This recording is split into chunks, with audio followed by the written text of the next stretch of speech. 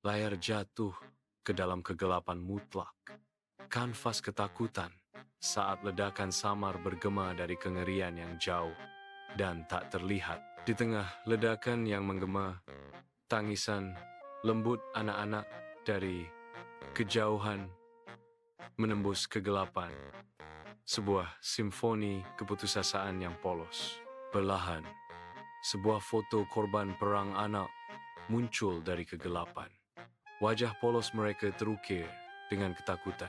Gambar lain memudar ke dalam pandangan. Seorang anak dengan mata kosong, dihantui menanggung luka fisik dari konflik brutal.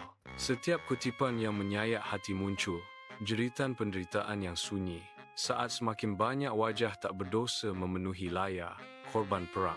A solemn voiceover resonates. Perang selalu meninggalkan luka, terutama bagi anak-anak. Mereka yang tak bersalah harus menanggung akibatnya. Di reruntuhan kota yang sepi, seorang gadis muda menelusuri kata-kata di buku yang compang camping. Debu-debu berterbangan di bawah sinar matahari yang terik. Seorang anak laki-laki dengan hati-hati mematahkan roti basi untuk adik perempuannya yang lebih kecil. Wajah kurus mereka terukir dengan kelelahan. Penderitaan mereka yang sunyi berbicara banyak. Sebuah bukti nyata akan masa kecil yang dicuri dan impian yang hancur. Kisah mereka adalah pengingat yang menyentuh tentang pentingnya perdamaian. Sebuah suara menarasikan. Matahari terbenam di bawah cakrawala, mewarnai langit dengan warna oranye, menyala dan ungu lembut, melemparkan bayangan panjang di atas kamp pengungsian. Meskipun kenyataan pahit, sekelompok anak-anak bermain sepak bola dengan bola kain darurat. Tawa mereka bergema samar.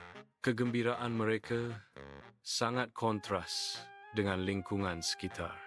Sebuah bukti semangat mereka yang tak tergoyahkan di tengah kesulitan. Saat layar memudar menjadi hitam, sebuah suara berbisik. Dampak mengerikan perang terhadap anak-anak tak berdosa ini adalah jeritan yang harus kita dengar.